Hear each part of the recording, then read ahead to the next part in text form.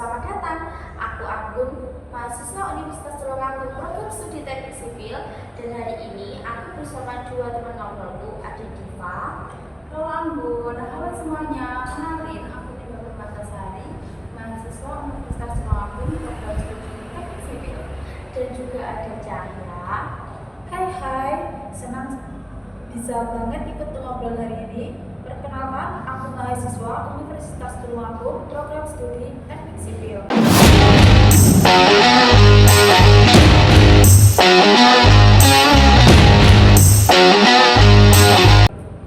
Nah, di episode kali ini kita bakal membahas topik yang mungkin sering kita dengar mulai dari SD, tapi kadang justru jarang kita terapin secara sadar, yaitu nilai-nilai Pancasila, khususnya sila ketiga Persatuan Indonesia.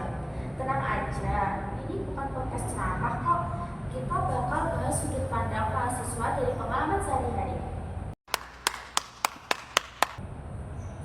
Oke, aku mulai dari pertanyaan yang ringan dulu. Menurut kalian, sebagai mahasiswa, sila ketiga itu maknanya apa sih?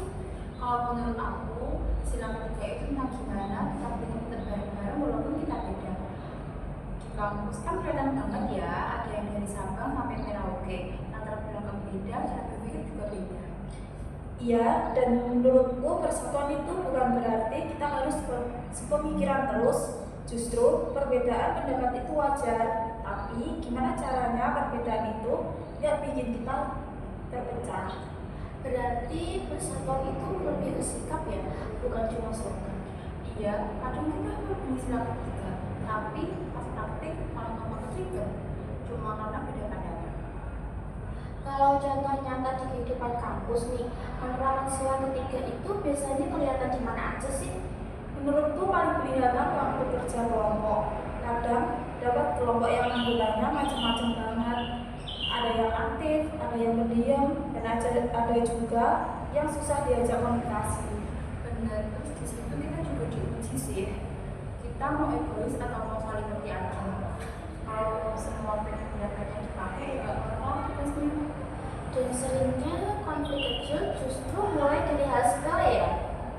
Iya, kayaknya pembagian tugas atau beda cara mengerjainnya. Tapi kalau kita ingat tujuan awalnya yang sama, yaitu nilai kelompok dan tanggung jawab bareng, biasanya bisa diselesaikan. Selain itu, di kampus kita juga ketemu banyak karakter. Kalau nggak ada rasa persatuan, gampang banget kebelah jadi kubu-kubuan. Ngomongin kebutuhan nih, mahasiswa sering banget beda pendapat, apalagi kalau soal isu sosial dan politik. Menurut kalian, gimana sih caranya menjaga persatuan di kondisi seperti itu? Menurutku ya, yang penting itu kan cara nyampainya. Boleh beda pendapat, tapi jangan merasa paling benar dan menyalahkan yang lain. Setuju, kadang masalahnya bukan di pendapatnya, tapi di sikapnya. Kalau diskusi masih sehat, justru itu bagus. Tapi kalau udah saling serang, itu yang bahaya. Berarti sila ketiga itu nggak melarang kita berbeda pendapat ya, tapi ngajarin kita berdewasa dalam menyikapinya. Iya, apalagi mahasiswa kan sering disebut agen perubahan. Kalau mahasiswanya aja nggak bisa bersatu, gimana mau bawa perubahan yang lebih besar? Sekarang kita hidup di era media sosial nih. Menurut kalian, media sosial ini lebih membantu atau malah menghambat persatuan sih? Dua-duanya sih bisa membantu karena informasi cepat menyebar, tapi juga bisa bikin konflik yang cepat membesar loh. Iya, kadang cuma baca satu postingan langsung emosi tanpa cek konteks. Padahal kalau ketemu langsung mungkin bisa ngobrol baik-baik. Berarti mahasiswa harus lebih bijak ya dalam menyikapinya. Jangan asal share atau komentar. Betul, bijak di media sosial itu juga bentuk penerapan sila ketiga menurutku sih. Oke, dari obrolan kita hari ini berarti bisa kita simpulkan kalau nilai sila ketiga Persatuan Indonesia itu dekat banget sama kehidupan mahasiswa. Mulai dari menghargai perbedaan, kerjasama dalam kelompok, menjaga sikap dalam diskusi sampai bijak bermedia sosial. Karena persatuan itu gak selalu soal besar, tapi juga dari hal kecil yang sering kita alami. Dan kalau mahasiswa bisa menerapkan